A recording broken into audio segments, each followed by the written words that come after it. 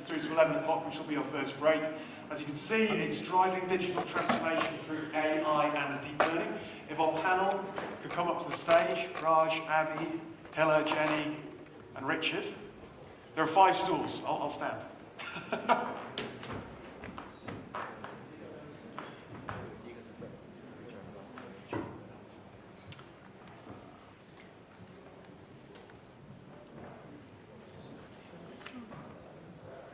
It would be great if during this debate you could get involved. There is a hashtag for Twitter. It's, let me get this right, AI and Big Data Expo. The handle's also at AI_Expo. First of all though, guys, good, we have a couple of, here's another mic. If, Abby, starting with you, if you could just explain very quickly, 30 seconds, who you are, your role in the business that you work for. So my name is Abhi Bajpai. I'm part of NatWest. I'm part of the bank-wide technology strategy team. In my role, we kind of set the direction of travel on the bank's tech capabilities, the investment profile and so on. And I kind of oversee an interesting mix of current tech and new tech. And by current tech, I mean APIs, payments, data, so on, and new tech such as AI and DLT. And prior to NatWest, I was a consultant with Accenture and Deloitte. Good morning, I'm Jenny Chong and I'm from Credit Suisse. So I work in the Big Data and AI team, which is a horizontal function that spans across the organization. My primary role is as the global head of electronic communication surveillance. So that means I own and I also operate a platform that looks at many channels of electronic communication. So there'll be like chat, like email.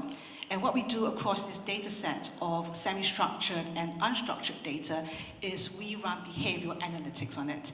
So we try to detect if there's any potentially malicious activity or any market abuse activity taking place.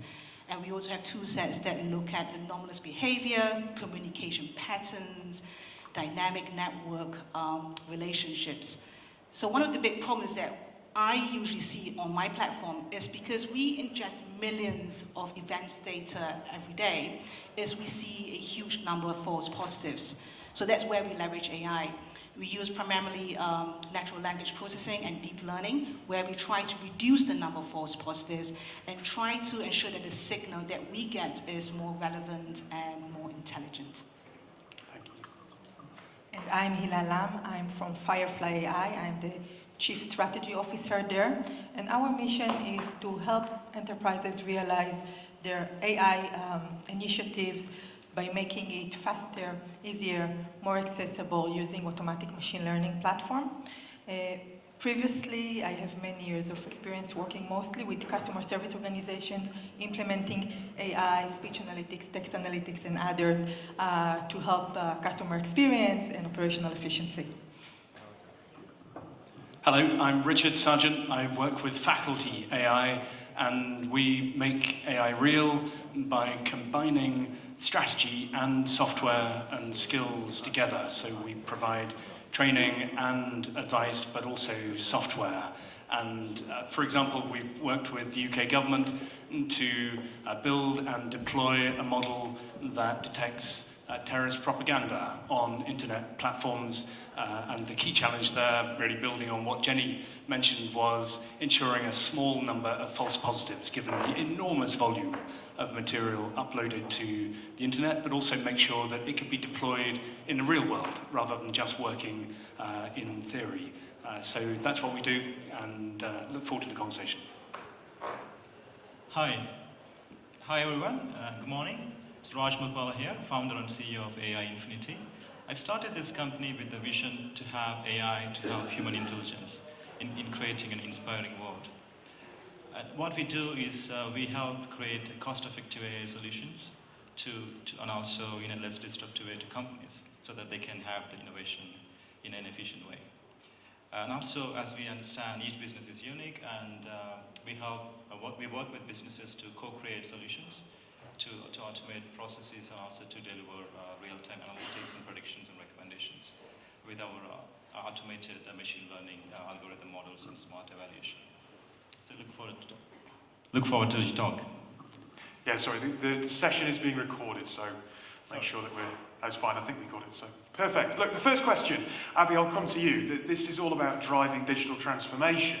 So how can an enterprise business implement a practical AI strategy and roadmap to create scalable products? Obviously, myself and Jenny might also jump in on this afterwards, but and what are the guiding principles that a CEO should keep in mind?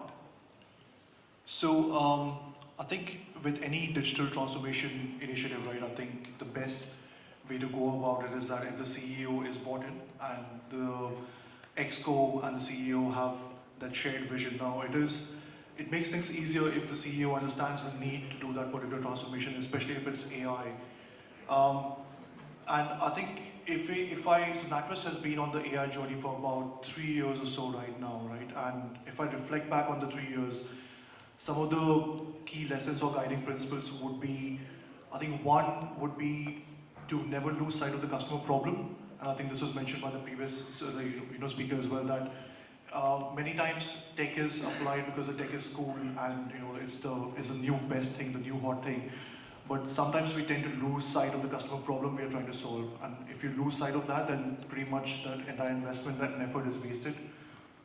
So customer problem would be the first thing. The second thing would be kind of, as a large enterprise, need to have some foundational capabilities in place, and especially around cloud and data. So a big enterprise needs to have a pretty clear understanding of what their cloud strategy is, what their data strategy is, how is data managed in the organization, who are the owners, where are the silos that need to be broken and so on, right? Who are the vendors I need to work with. The third thing would be around culture, and this is not to do with AI specifically, but any emerging tech, right? So there has to be an innovation culture where the application teams, the business owners feel safe to experiment, fail fast and move on. So there's no harm in trying and failing, but you need to have a strong feedback loop where you can track that this POC is not working, the tech is crap, the use case is not really worth it, so let's move on to the next best thing. And I think the last thing that we have as NatWest we are doing in the last 1 year or so is to kind of promote, so one is to create reusable assets, and second is to incentivize the business units to use them. So what I mean by reusable assets is stuff like machine learning libraries with some pre-configured code, some training data, some architecture patterns that can be reused across different teams. And that way you drive collaboration and also save cost, which is, kind of music to the CEO's ears. Jenny, does that echo your experience in Credit Suisse? I imagine that cultural piece as well is quite a big part that Yes. larger enterprises find it harder. Yep, so a lot of the points that Abby has talked about, it kind of does resonate with me. I've also been in Credit Suisse for 20 years, so I have worked across the spectrum of technology and spectrum of people, and I do agree that from the CEO level, you need that sponsorship. You need somebody who believes in the vision of what AI can deliver. You will never get funding otherwise. But I also see different spectrums of understanding of AI within our enterprise. And sometimes it makes life easier, sometimes it makes life very, very difficult.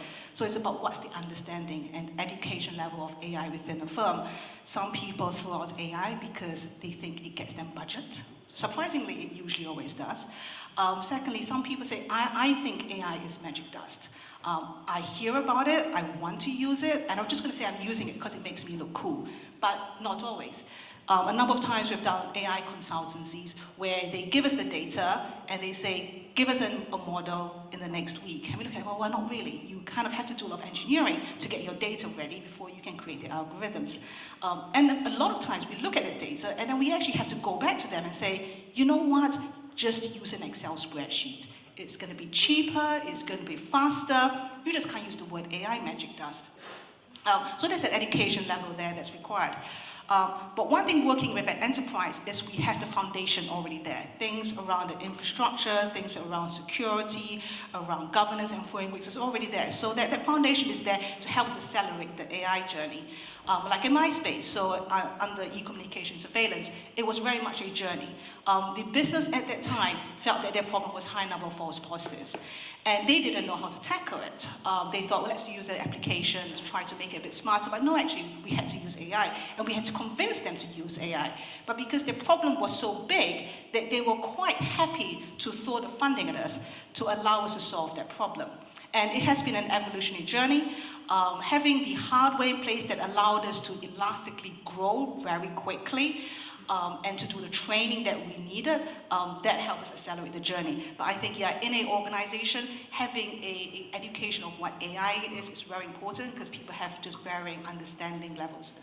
Richard, you look like you're keen to jump in. Yeah, I mean, I agree with everything that Abby and Jenny have said, but there's one point which I thought might be worth sharpening, because often in conversations around transformation and culture, it's a little bit fuzzy. It's like saying weather is important, and it is. But I wonder whether incentives, specifically individual incentives, are evaluated when thinking about transformation. So what are the incentives on individuals to actually run with this? Are they going to be held accountable for the failures? Are they going to benefit personally from the successes? Do they feel like it's a big risk for them? And so we can do quite a lot about incentives, but culture is somehow often a bit spongier to make our way into. It's probably quite a nice pivot into the second question. Maybe I come to you, Raj. I mean, we're talking about that roadmap and that strategy, but when we were talking leading up to this panel about the major obstacles, you all focused on people in your answers when you kind of came back to me. And Richard, there you're talking about incentives. So what are the most effective means of changing a culture? And I suppose possibly Hila, Raj, you might have some interesting insight, and Richard as well, coming from slightly smaller organisations when you're dealing with large enterprises. What are those most effective means of changing that culture? So I think first, clear business objective that has to do with clear KPIs, and then a way to measure everyone and include as many people as possible in that process. So you talked about education, I'm talking about accessibility and visibility of what AI can do for you, how do you participate in that process, and how you really measure up. So one example would be when I worked with implementing a churn prediction model for a large telco. Of course, the sponsorship came from the CEO and even sometimes the board level. The champion was the COO, who held monthly steering committees. The customer service manager was held accountable. With him, the retention manager had very clear KPIs and processes that they needed to do. Now, it drilled down all the way to the agent level, realizing, and we actually branded it, right? So didn't call it AI, but we called it, the magic something that you are using in order to quickly retain the right person. Now, here you really need to have a platform where everyone can collaborate on and make it very, very accessible to measure, to realize the value, and to visualize the value, to close the loop. Raj, does that echo your experiences? Yeah, definitely. The way I see is change is always aligned with the values and attitudes of the people as well. So I think the senior leadership have to be definitely aligned. Sorry, Raj, if you could just hold it slightly. The senior leadership have to be definitely aligned, and they should be the champions of driving the change. And say, example, they have to mimic that they are the champions and they have to drive the change and effectively show that to the organization. It's just, you can have the best strategy, and if the people are not empowered or inspired, if they can't see the benefits of how that change is going to help them, so it won't be of use. So I've seen organizations where they just have a lot of time in giving the trainings and the presentations, but obviously they need to see the benefit of what the change is doing for them. And also the senior stakeholder buying is very important, and they need to also be the drivers of the change. You can have a change board where they can actually effectively look at the feedback and also look at the ways of improving, and obviously you can put a framework and governance and obviously the flexibility, and a lot of things can come into play. And each organization is different, of course, and you need to fit what works for your organization, because it's not like one kind of, you can implement a lean product methodology or agile, but obviously if the people are not used to it, so it's gonna take time, or maybe people will be disappointed, or maybe you just need to take the process long. So there are a lot of ways to do it, but obviously I would say the senior leadership is a key, and they have to be the champions of driving the change, especially in terms of innovation tech like AI, because people a lot of times think, okay, is it going to replace my job, or obviously it will help you to automate quite a lot of things so that you can do quite a lot of inspiring things. So this is the message I think you can you need to drive from the top management. Anyone keen to jump in further on this point? Richard, Jenny. Jenny, do you want to go first and then hand over to Richard? I think there are different levels of culture within an organization. There's the whole organizational culture, there is the senior management culture, but also kind of the people culture. And everybody wants a different thing. I think you said, what is it that drives the individual? So as an individual, I want to work on really exciting things. I want to work on things that are really cool and really fun. And AI is quite fun right now. We all want to jump in and we want to explore and play around with it. You have the senior manager goes, well, the CEO level probably goes, okay, yeah, AI is good. It's very good when I go onto all these kind of conferences and I talk to other CEOs and we say we're all using AI. But they need to believe in it. They need to believe in the culture and be willing to invest in it. It's not just about talking about AI, but actually, am I going to give you the funds? And do I have the patience to also see you explore and take something into production? So they need to believe in it as a long-term vision. Then you also have the middle management. They can go, yes, we should use AI because the CEO talks about it, but how can they make the AI journey more agile, more nimble? What I really do hate, that is personally, is where you bring in all these governance and frameworks, and I know we probably should have that, absolutely, but when you make it so difficult for people to actually move forward and to explore, you make their life so difficult because all this is the check boxes they need to kind of tick off, that actually drains then the individual personal culture. It's like it's no longer fun because I have to fill in all this paperwork. I have to wait 3 months just to get funding to put my business case together, and it sucks the life and fun out of actually working in AI. Richard, sorry, I know you're keen to jump in. I think that one of the most helpful ways I find of understanding the people element to transformation is through examples. So just one positive and one negative example briefly. So faculty worked with a large retailer, and there were a number of projects that they wanted to begin, machine learning projects to help them embody that sort of data-driven transformation that so many enterprises talk about. But the one that perhaps might have driven most value, which was inventory optimization, was blocked by the chief buying officer, who didn't feel that an algorithm deciding how many t-shirts, blue t-shirts, size medium, in 6 months' time should they order, was something that she wanted to delegate to a machine. She had 200-300 people doing that role, and that was potentially a threat to her operation and her comfort. So that's a negative example where it didn't work because of people, because of incentives and the existing culture that was there. A positive example was with the UK government in the Home Office.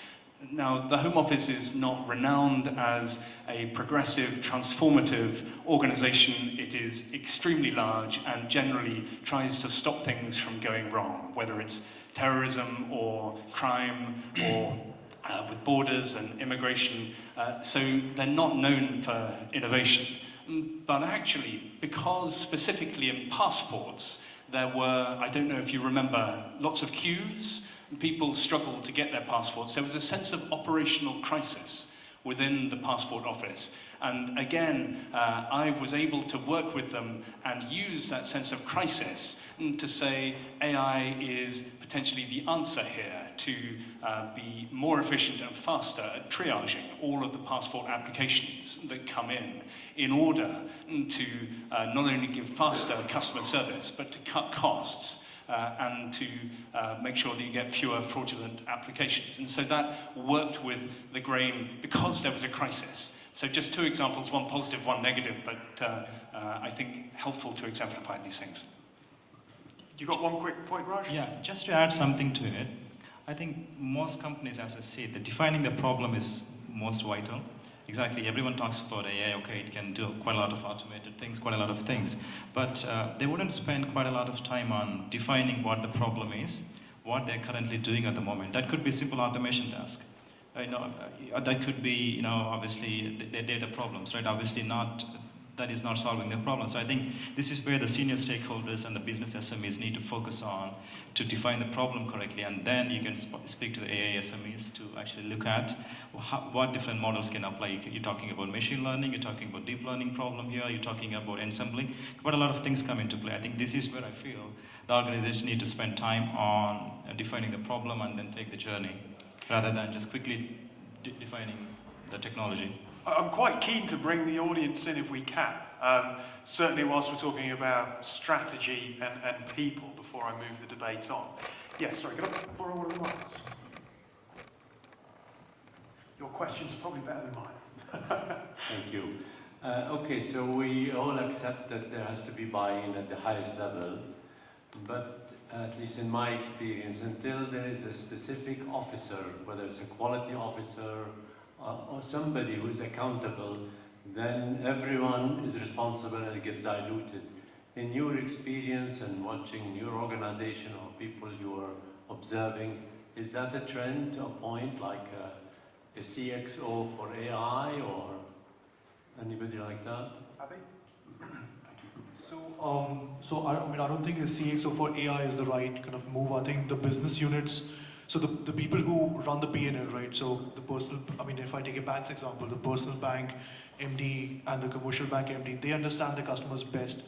They understand how they're being disrupted by fintech, by different third parties out there in the market, and how they can use AI to prevent being disrupted and add customer value. So I think to some of the points previously made, right, it's about them understanding what AI can do for them, for their customers, and having the right incentives, so that there's an incentive at the exco layer, and then you kind of filter down the incentives further down at the working group level as well, so that people can kind of do things fast and create value to customers. So I think the value to customers is the key principles, and if you extend that, then